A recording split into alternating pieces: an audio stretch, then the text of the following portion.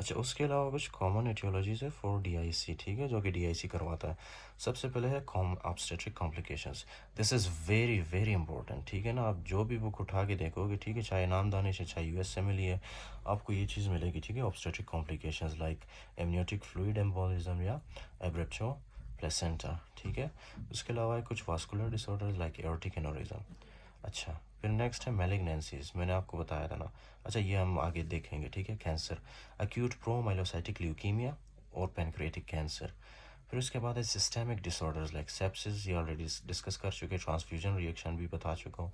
Transplant rejection, haemolysis, drug reaction, acidosis, right. acute respiratory distress syndrome या pancreatitis या Burns, ठीक है। उसके अलावा अदर मैसिव ट्रामा या स्नेक बाइट्स, ये भी हम डिस्कस कर चुके, ठीक है ना, कि इनकी वजह से भी हो सकता है डीआईसी, राइट।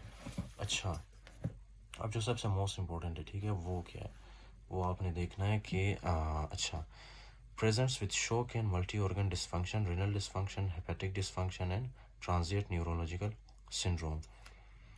अच्छा, इनमें जो है ये चीज़ें भी होती है, शॉक भी होता है, ठीक है ना। अब शॉक क्यों होता है, आपको पता है, जब फॉर एग्जांपल हमारे पास जो प्लेटलेट्स है, ठीक है, उनका नॉर्मल फंक्शन क्या था। प्लेटलेट्स का नॉर्मल फंक्शन था कि वो किसी भी फॉर एग्जांपल ब्लीडिंग को रोकता था ना नॉर्मली।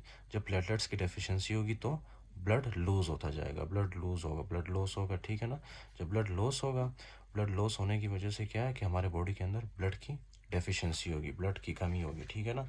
जब ब्लड की कमी होगी तो हमारा जो फॉर एग्जांपल बॉडी है ना, वो शॉक में चला जाता है, ठीक है ना। शॉक में जाने के बाद जो है मल्टी ऑर्गन डिसफंक्शन हो सकता है।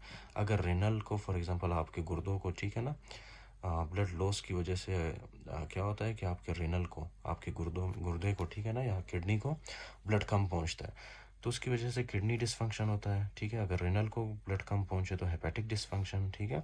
ट्रांजिएंट न्यूरोलॉजिकल सिंड्रोम भी हो सकता है, राइट, आपके दिमाग को अगर ब्लड कम पहुंचे।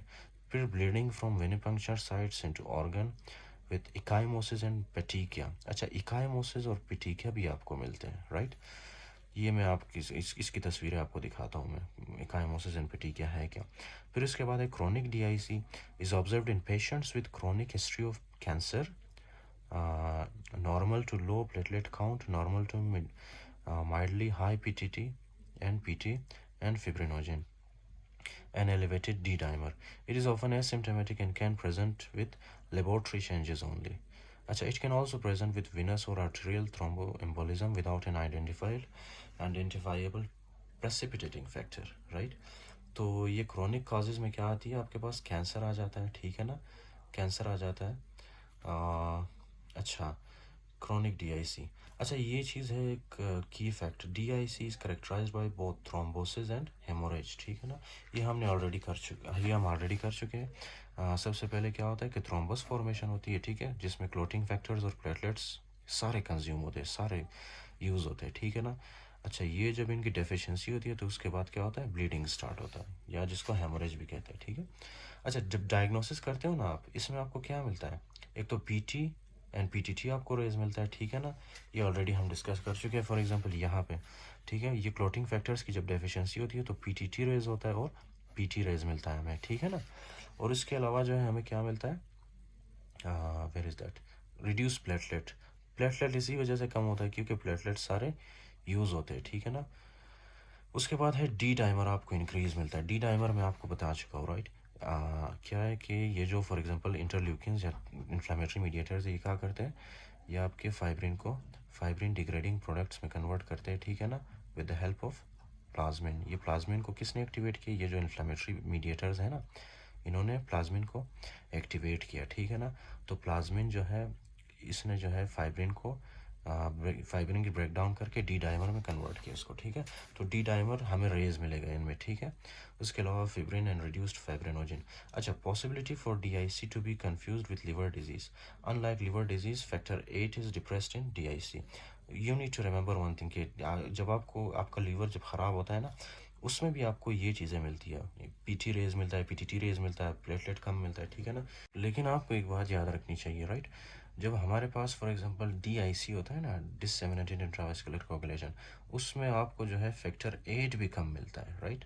अगर आपको कोई लिवर डिजीज़ है तो आपको उसमें फैक्टर 8 की डेफिशिएंसी नहीं मिलती, लेकिन डीआईसी में आपको फैक्टर 8 की भी डेफिशिएंसी मिलती है, राइट। अच्छा, इस कंडीशन को ट्रीट कैसे करते हैं? तो जाहिर सी बात है, ट्रीटमेंट ऑफ अंडरलाइंग काज, ठीक है ना। आपको फॉर एग्जांपल अगर ट्रामा हुआ है तो ट्रामा को ट्रीट करो। आपको फॉर एग्जांपल अगर ब्लड ट्रांसफ्यूजन का मसला है तो आप ब्लड ट्रांसफ्यूजन को ट्रीट करो, ठीक है। अगर आपको सेप्सिस हुआ है तो आप सेप्सिस को ट्रीट करो, ठीक है। उसके अलावा आपको पता है कि ब्लीडिंग की वजह से जो है पेशेंट में एनीमिया हुआ है, ठीक है ना, उसका ब्लड लॉस हुआ है, तो ट्रांसफ्यूजन ऑफ आरबीसी लाजमी है इन पेशेंट्स में, ठीक है। उसके अलावा आपको पता है कि प्लेटलेट्स की कमी हुई थी ना, थ्रोम्बोसाइटोपिनिया हुआ था, तो हम प्लेटलेट्स चढ़ाएंगे, ठीक है। उसके अलावा है फ्रेश फ्रोज़न प्लाज्मा। अब फ्रेश फ्रोज़न प्लाज्मा में क्या है, उसमें जो है क्लोटिंग फैक्टर्स है, ठीक है। उसमें जो है प्लेटलेट्स वगैरह है, क्लोटिंग फैक्टर्स है, ठीक है। ये चीज़ें होती है जो कि हमें चाहिए। Management of shock as necessary, अगर शॉक में चला गया है पेशेंट, ठीक है ना, तो शॉक को भी ट्रीट करना है हमने।